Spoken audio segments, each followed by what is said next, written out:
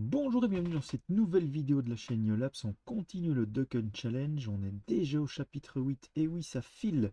Alors aujourd'hui ce que je vous propose de faire, c'est de mettre en place le timer qui va nous permettre de pouvoir mettre un peu de piment au fonctionnement du jeu. Donc à savoir, ce timer, c'est simplement l'objectif que le joueur aura un temps donné pour atteindre sa cible. Si celle-ci n'est pas atteinte, elle sera considérée comme perdue et il n'aura pas de points. Si par contre il la touche pendant ce laps de temps qui lui sera donné, et bien à ce moment-là, le score pourra s'incrémenter. Donc, je vous propose qu'on rentre directement dans le vif du sujet, et c'est parti pour la mise en place de notre timer. Alors, on va agrandir un peu notre fenêtre habituelle, voilà. Alors, ce que je propose de faire dans un premier temps, c'est de mettre, on avait défini déjà une variable timer, souvenez-vous, quand on démarrait le jeu, ben, en fait, voilà, il ne se passe rien quand on ne touche pas la cible, et le score s'incrémente, et cette fois, la cible se déplace lorsqu'elle est touchée. Ok. Nous, ce qu'on souhaiterait mettre en place maintenant, c'est d'avoir, en fait, quelque part ici, un timer qui nous indique le temps restant pour atteindre la cible avant qu'elle ne change à nouveau de place. Alors, c'est parti. On va nous mettre, imaginons, 5 secondes. Donc, on va pour ça déterminer la valeur 5 pour notre timer. Ensuite, on va dans notre fonction update progressivement décrémenter ce timer. Donc pour ce faire, en fait, on va tout simplement dire que notre timer est égal au timer précédent moins le delta time. Alors je rappelle que le delta time, c'est le nombre de frames qui quelque part s'exécute, enfin je veux dire la fonction update s'exécute une fois par frame. Donc si votre jeu fait 60 frames par seconde, et bien en fait 60 fois par seconde, le timer sera légèrement décrémenté. Ce qui veut dire que progressivement, sa valeur va tendre vers 0 et puis progressivement devenir un nombre négatif.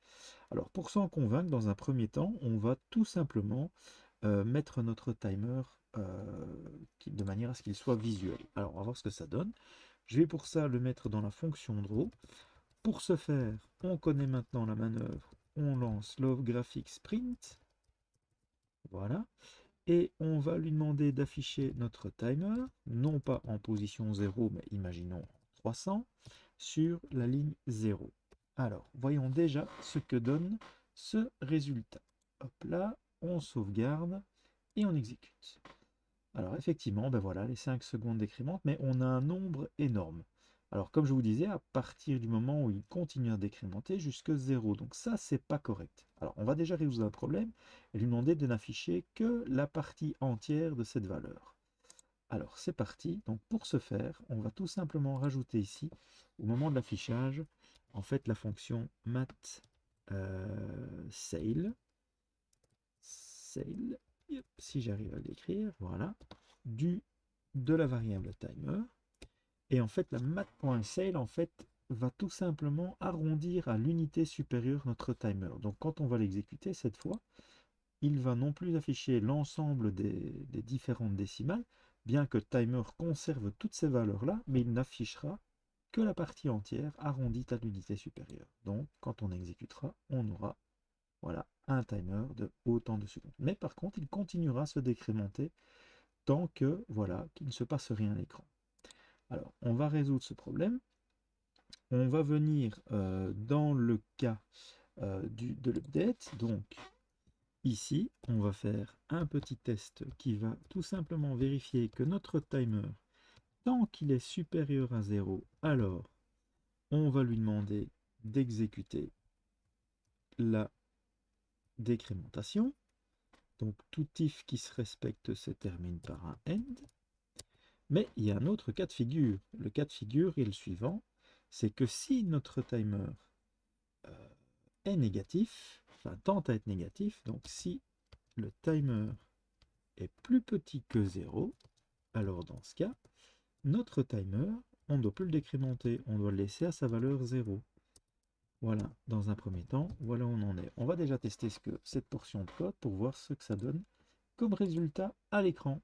Et qu'avons-nous? Voilà, je laisse tourner. 4, 3, 2, 1. Pouf, il ne se passe plus rien, il reste à 0. Voilà. Alors, le petit souci évidemment qu'on a maintenant, c'est que, évidemment, le timer étant à 0, normalement, ce qui serait intéressant, c'est que notre cible se déplace, puisqu'on l'a raté, et que le timer se remette à sa valeur initiale, à savoir 5. Alors, on va essayer de faire ça progressivement. Alors, donc, je regarde mes petites notes. Il faut donc rajouter ici quelque chose si notre timer, donc si le timer est égal à 0, alors notre timer, on le repositionne à la valeur 5. On va dans ce cas repositionner notre cible à un autre endroit. Donc pour ça, je ne vais pas me casser le derrière. On va faire un copier-coller de cette partie-ci.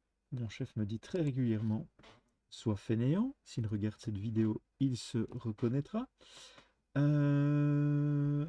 Voilà. Donc comme je disais, tout if qui se respecte se termine par un end. Voilà. Alors, une fois qu'on a fait ça, le mat sale on a fait. Et il faut rajouter un petit essai ici. Donc, quand notre score s'incrémente, en fait, ce score ne s'incrémente que sous certaines conditions. Il s'incrémente uniquement quand notre timer est supérieur à 0. Donc, si le timer est supérieur à 0, alors on incrémente le score. On remet notre timer à 0 pour le forcer à s'exécuter dans l'update de manière à repositionner quelque part le timer à 5 et de repositionner la cible. Et je pense qu'ainsi, nous avons réglé le problème. On va voir si ça fonctionne. Alors, on lance l'exécution. 4, 3, 2, 1. C'est rien passé. La cible se déplace. Le timer se remet à 5. 3, 2, 1. C'est bon. Je clique partout, il ne se passe rien. Si je clique sur la cible, automatiquement le timer se remet à 5 et la cible se déplace. Voilà, je pense que nous avons résolu cette partie-ci d'exercice. Alors, ce que je vous propose lors de la prochaine séance, on va essayer de diminuer la taille de la cible et la faire se déplacer quelque part vers le centre de l'écran, puisque si vous vous souvenez, dans Duck Hunt, notre canard se déplace et devient plus petit, si j'ai bon souvenir, afin de disparaître dans l'horizon. Et c'est ce qu'il faudrait faire durant les 5 secondes qui sont à l'utilisateur pour lui permettre de toucher la cible. Donc, la rendre de plus en plus difficile à atteindre, plus le temps s'écoule avant que le timer, quand il est à 0, finalement correspondrait au fait que le canard disparaît à l'horizon. Bon, ben en attendant, je pense que vous avez de quoi faire, quelques petits exercices à vous lancer aussi. Éventuellement, vous pouvez télécharger le code source de cet exercice sur le GitHub. Et n'hésitez pas bien sûr à poser vos questions dans les commentaires, je me ferai un plaisir de répondre. N'oubliez pas, un petit pouce vers le haut, éventuellement vous abonner à la chaîne et activer la cloche des notifications si d'aventure vous étiez intéressé par ce Duck Hunt Challenge. Et en attendant de passer à la suite, ben je vous dis à ciao, bonsoir.